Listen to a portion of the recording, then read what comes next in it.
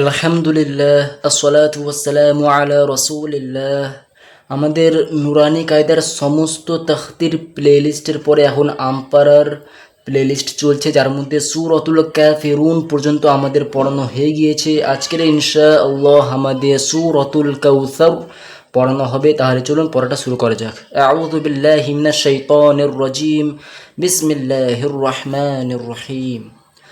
হামজা নুন জের ইন, নুন আলিফ জবর না, ইন্না। মদ আছে বলে টান বাড়াবো, কতটা বাড়াবো? মদের পরে হামজাটা আলিফের রূপে আছে, তো 4 হারাকাত টান যাবে।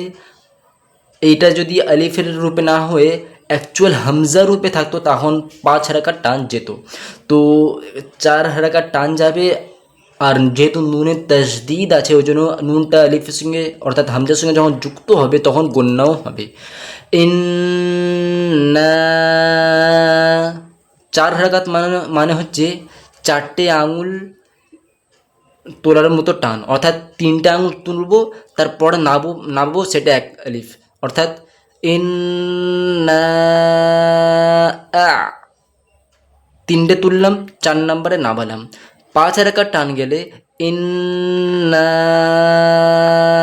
আ 4টে তুললাম, 5 নম্বরে নামাতে হবে। তো এখন 3টে আঙুল তুলে লাস্ট 4 নাম্বারটা নামাবো। আর আঙুলটা কত স্পিডে ওঠে ওটা ডিপেন্ড করে আমরা কত স্পিডে কোরআন পড়ছি। তো যাক ওটা ইনশাল্লাহ পরে আরও ডিটেলসে পরে ইনশাল্লাহ বলা হবে। তো ইন্না আ হামজা আইন জবর আ, ত ইয়া জবর তয়, আ তয়। নুন খার জবর না, কাফ লাম জবর কল, লামে সাকিন। আ তয় না কল, কাফ ওয়াও জবর কৌ, ফা র জবর সর। র জবর কেন পড়লাম না? আয়াত আছে থামছি, তো রয়ের জবরটা উঠে রয়ের সাকিন এসে রটা তার আগের সঙ্গে যুক্ত হবে। ফা র জবর সর, কেউ সর। আর র যুক্ত হচ্ছে তার যার সঙ্গে সেখানে জবর আছে, তাই জন্য রটা পুর হবে, অর্থাৎ রটা যেমনি যুক্ত হবে মুখটা গোল করে মোটা করে পড়তে হবে। স্যার না বলে সর, সর মুখ গোল করলাম। কেউ সর, কেউ সাকে স করবেন না কিন্তু পুর করতে গিয়ে সাটা সা থাকবে, র যুক্ত হওয়ার সময় মুখ গোল। কেউ সর।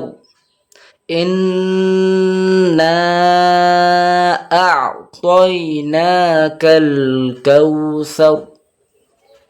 فا جبر فا، صاد لام جبر صل، لام جر لي فصلي، لام جر لي، را با جبر رب، باجر بي، ربي كاف جبر كا، لربك، واو نون جبر ون، نون ساكن، حا را جبر حر، ون حر، ফসল্লি লিরব্বিকা ওয়ানহার।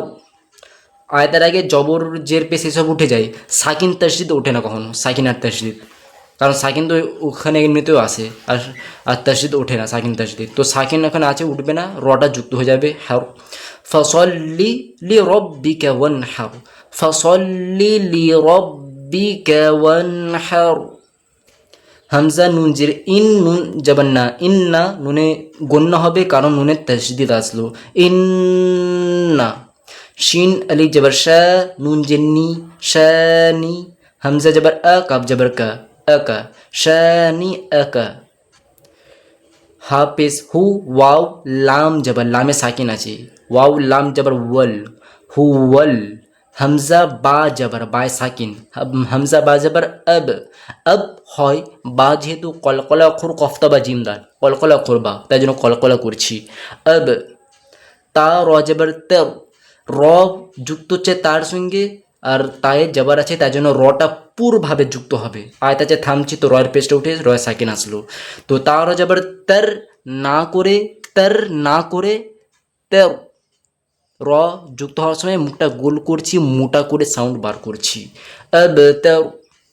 আর এখানে একটা ভুল যেটা সবাই করে, ইন্না শানিয়াকা বলে, শানিয়াকা নয়, হামজা জবর আছে, আ সাউন্ড বার করবেন, শানিয়া নয়, শানি আ, এই সাউন্ড বার করবেন।